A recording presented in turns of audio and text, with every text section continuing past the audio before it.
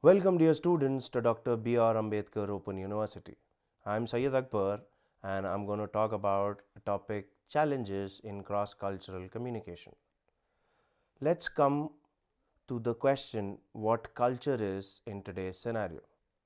Culture is a way of a particular group of people that thinks and acts as defined by everything from religion, language, cuisine, social habits, music and arts. Culture is a part of a very fabric of our thought and we cannot separate ourselves from it. Even as we learn home and begin to define ourselves in new ways through work and achievements. Culture involves beliefs, attitudes, values, and traditions that are shared by a group of people. Culture also involves the psychological and behaviors that are expected of members of our group. Different people from different countries have different ways of wishing or different people from different countries have different ways of greeting other people and their colleagues. For example, if we are raised in a culture where males speak first before females while they are expected to remain silent, the context of our communication interaction is governed by the behavioral aspect. From the choice of words to how we communicate, is it through SMS, through email, or in person, to how we acknowledge understanding with a nod or a glance, to the internal and external interferences, all the aspects of communication are influenced by culture. What is culture? It consists of the shared beliefs, values, and assumptions of a group of people who learn from one another and teach the others that their behavior, attitudes, and perspectives are correct ways to think, act, and feel. Culture is through learned, shared, dynamic, systemic, and symbolic behaviors of different persons. You might have heard about the cultural iceberg. When you talk about the cultural iceberg, the surface culture, what we talk about is about foods, fashion, games, the dances we share, the music and arts we share, the holidays and the literature we talk about. But the bigger picture is the deep culture that people concentrate and focus upon. The communication style, the facial expressions, the gestures, the touch, the eye contact, the space, the tone, the body language, the conversational patterns, and the emotions. Also, the notions like courtesy, mannerism, friendships, leadership, modesty, cleanliness, and the beauty of people from different cultures. Then there's also concepts like self-belief, time, past and future, fairness, justice, and roles. Then the attitudes towards each other that are how you communicate and how you behave with the elders, adolescents, and the dependents, the rules that you have, the expectations, the work, authority, cooperation, competitive, animals, age, the skin, and death. The other aspects are approaches towards religions, courtship, raising children, marriages, decision making, and problem solving. So, these are some of the topics that are deep down in one's culture and what people tend to concentrate upon. They might not be talking about in day to day life, but these topics are very important when you tend to share cultures between people. Why is the need to learn about cross cultural communication in today's modern world? The cultural attributes that you can take into account when researching about the working atmosphere are the dressing sense, the greeting sense, the languages spoken between employees, the body language, the eye contacts and the gestures they share, the work ethics and their norms, the attitudes towards sensitive issues, the gender roles, the personal space between two colleagues or a group of people, food and entertainment traditions, attitudes towards rules and authority, and family life. Every business or an organization has a culture, and within what may be considered a global culture, there are many subcultures or co-cultures within an organization or a group of people. We may be tempted to think that intercultural communication as interaction between two people from different countries. But intercultural communication happens between two subgroups of the same country of people. Intercultural communication happens between subgroups of the same country people. Whether it is the distinctions between high and low or the rural versus urban dynamics are geographic, linguistic, educational, sociological, and psychological traits influence our communications. Within each group, there may be more smaller groups becoming niche groups. Now, what is cross-cultural communication? What is cross-cultural communication? Cross-cultural communication is a field of study that looks at how people from different cultural backgrounds communicate in similar and different ways among themselves and how they endeavor to communicate across cultures. Cross-cultural communication in the workplace deals with understanding different business customs, beliefs, and communication strategies. It occurs when people from different cultural backgrounds communicate with each other. Since we live in the age of globalization, it is only natural that employees that are not exclusively confined to hiring people in their close proximity. Hyderabad is a perfect example for cross-cultural communication. We have people who have come from North India, South India, East India, and West India, and together are working in multinational companies situated or located in Hyderabad. The cross-cultural communication is a process of recognizing both differences and similarities among the cultural groups in order to effectively engage with a given context. We find people who are from the west and the east of India celebrating their festivals, which have brought a new enthusiasm in the culture of Hyderabad. We do enjoy their festivals, their food, and their music as well. Let's define what cross-cultural communication is. The cross-cultural communication occurs when people with different nationalities, style of working, age, race, ethnicity, sexual orientation, gender, etc. communicate. What are the basic elements of cross-cultural communication? The easiest way to overcome hurdles and avoid misunderstanding in cross-cultural communication is by the following steps. The first thing being awareness. First, we need to be aware that there are differences between cultures. A North Indian cannot have the same likings like the South Indian. A West Indian cannot be having the same likings of an East Indian. So we have to understand and respect their cultures first. This enables us to communicate with the people from different cultures more effectively. The second step is preparation.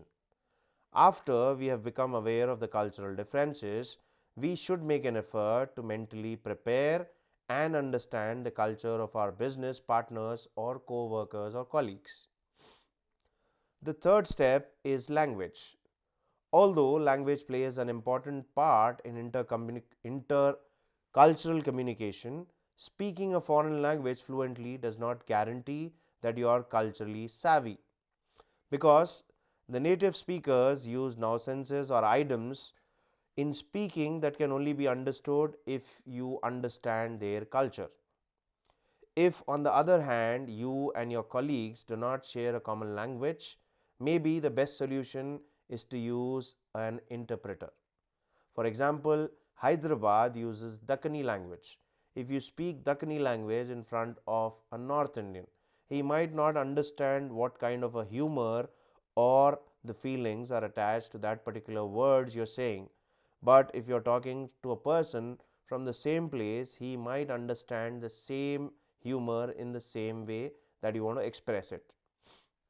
Now, let's come to the part where humor comes into existence. Even though humor is an inseparable part of a communication, when dealing with colleagues from different cultures, we should be careful of how we joke around. Sometimes joke sometimes sometimes jokes don't translate well in different cultures.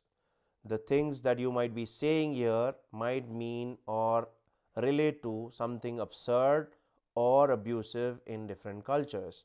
So please avoid those things so that there's no miscommunication or misunderstanding between your colleagues or two persons or a group of people. The last one is openness. Openness is an integral part of communication. Feel free to ask for feedbacks and admit that you are nervous. The other obstacles to successful cross cultural communication.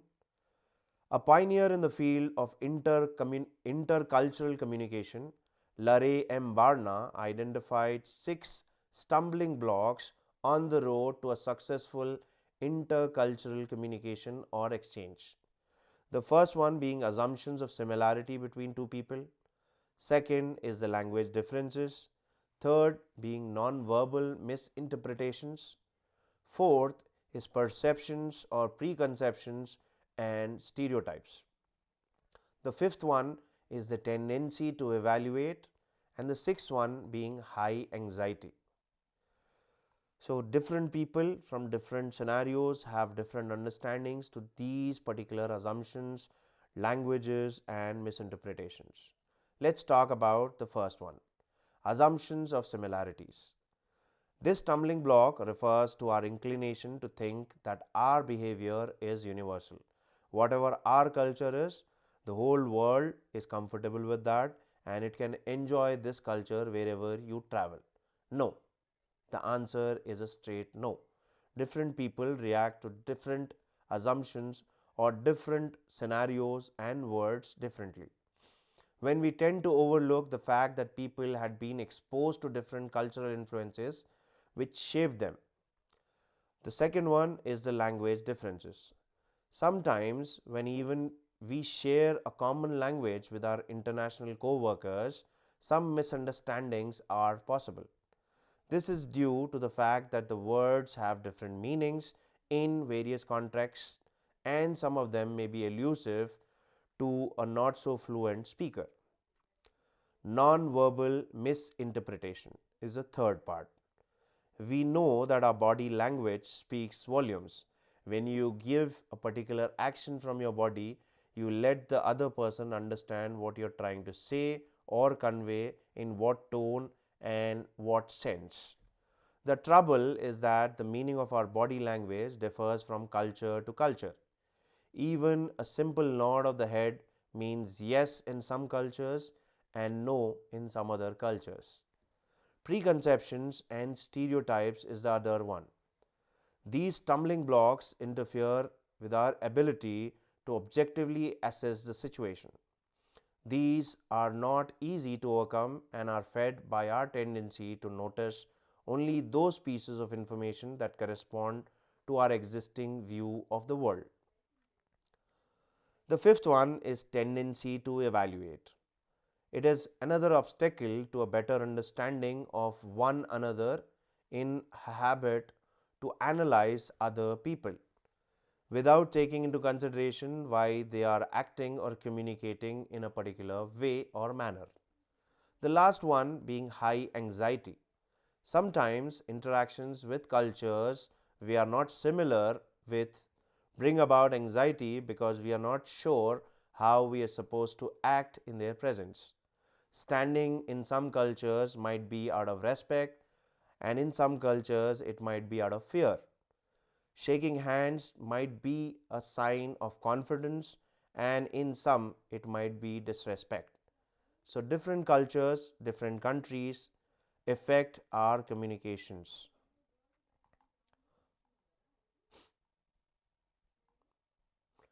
The next is, what is the importance of cross cultural communication? Different cultural ways give different ways of thinking, analyzing, hearing, accepting, and interpreting different things in different cultures. First thing that we have to focus about is for better progress. Every industry is dependent on its employees for better progress and more profit sharing sources. It directly influences the relationship between managers and the employees. Second step is cultural influence. There is no doubt that cultures play a very vital role in determining how we talk with one another. In case there is an absence of harmony and sense of equality due to the cultural backgrounds, it can lead to a chaotic situation sometimes at places. Third one is the management. Cross cultural communication can be quite beneficial in situations where the business is spread across various parts of the globe. All the employees working there will belong to different cultures and religions for sure. Interpretation of the time is a fourth part. Different cultures, for example, China and Japan, consider punctuality very important. And if someone is not on time, they might find it annoying or humiliating, while on the other hand, the cultures of the Middle East or South America, time would not be of much importance. Now coming to the interpretation of space. The personal space is of high importance in some cultures. In one culture, it might also differ drastically from another culture. Some of the countries consider it respectful, maintaining space while greeting or meeting, while some other countries may not find it crucial. Shaking hand or hugging somebody might be a bigger thing in one culture and a small aspect of meeting of people in other cultures. Nonverbal communication. One culture might value content more than context, and they are low context cultures. In such a culture, written words are more valuable than the oral words. On the other hand, nations or groups with high context cultures value context more than the written consent context more than the written content. On the other hand, nations or groups with high context culture value context more than the written content. Such cultures pay more heed to nonverbal signs than the language. How do you improve your cross cultural communication? There is no way to overcome the problem of communication in a company other than to improve cross cultural communication, as it is significant importance in every sector with a need for communication. First step is prefer meaningful conversation. The company looks forward to promoting more meaningful conversations between its employees. The same situation holds valid even during cross cultural communication. People with different backgrounds are not comfortable enough to share a word between them. You have to talk to employees who belong to another culture and get to know them closely or personally on a professional aspect. This practice can't be implemented overnight and will take some time, like a duration of weeks or months or maybe years, to better understand your colleagues and your co-workers. But the result would be favorable for both the employees as well as the business. The second one is avoid signaling. Several people don't like somebody or someone signaling them, especially the ones from a different culture. The regular use of any nonverbal communication channels can offend people, like a blinking of an eye, raising a finger, or a fist. Instead, open a direct communication account with them. For instance, people from America find it normal to point at something for a reference or direction. At the same time, other countries like Japan are not comfortable in making the same gesture or pointing out at things. They find it to be disrespecting their culture and use the hand instead of the finger. In some cultures, bowing down to greeting someone might be relating to respecting the other person. In some cultures, it might be you're showing that you're weak. Prefer meaningful conversations when you're into cross cultural communication.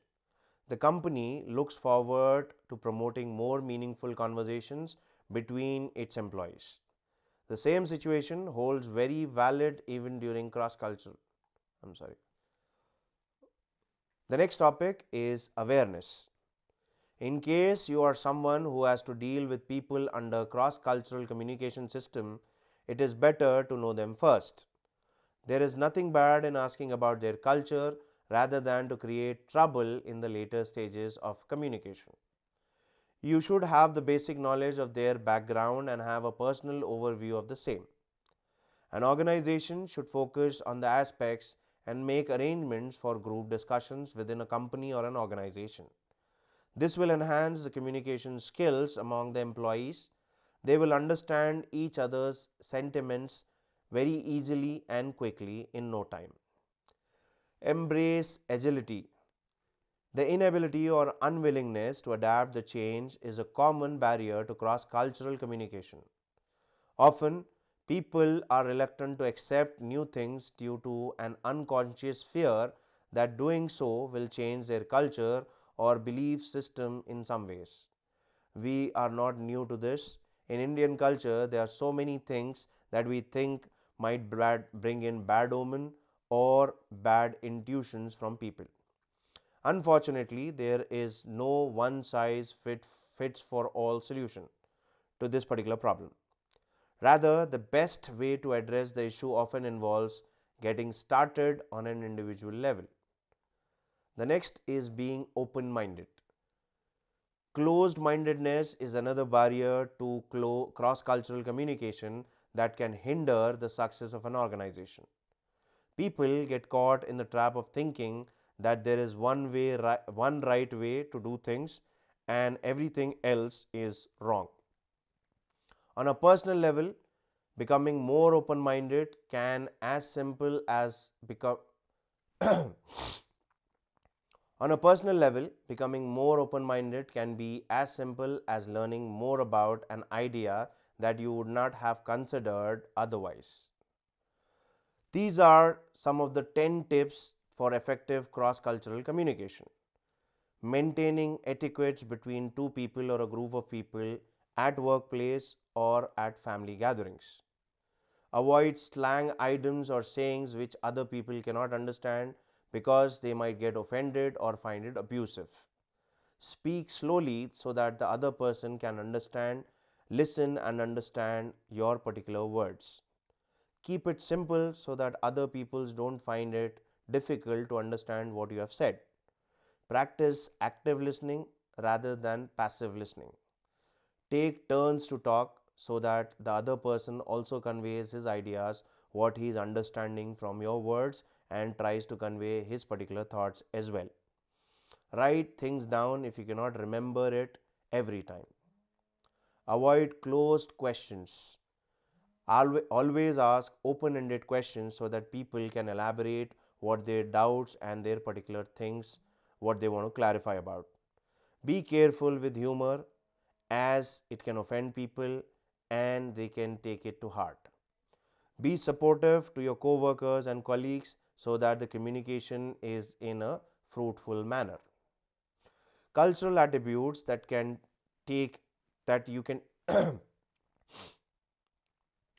cultural attributes that you can take into account. Enhancing self-awareness about cross-cultural communication.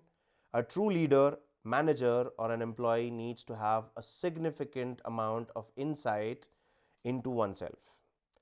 A leader or a manager needs to know what makes their teams motivated, how they can achieve the best results, which people to promote, and how to influence the team's dynamic.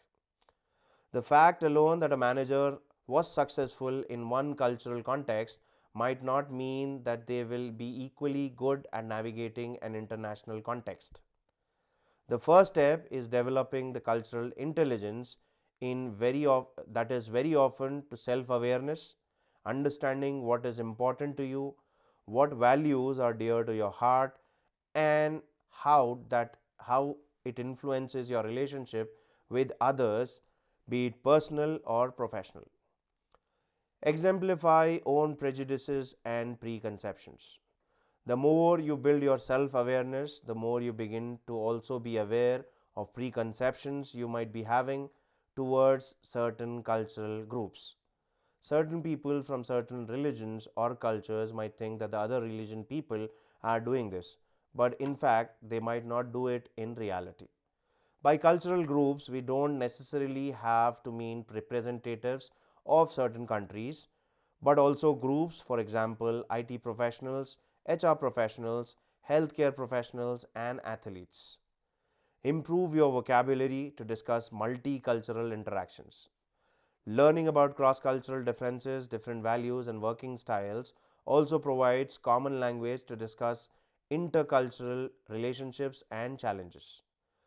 Thanks to learning about cultural dimensions and various classifications, you gain the vocabulary to discuss certain issues and others who might come from the same cultural background as you come from.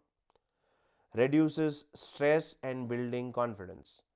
Given all the above, improving your cultural intelligence has a positive effect on reducing the stress of being a multicultural situation. You have the awareness of what's going on, or at least you are willing to reflect on it and don't take everything personal.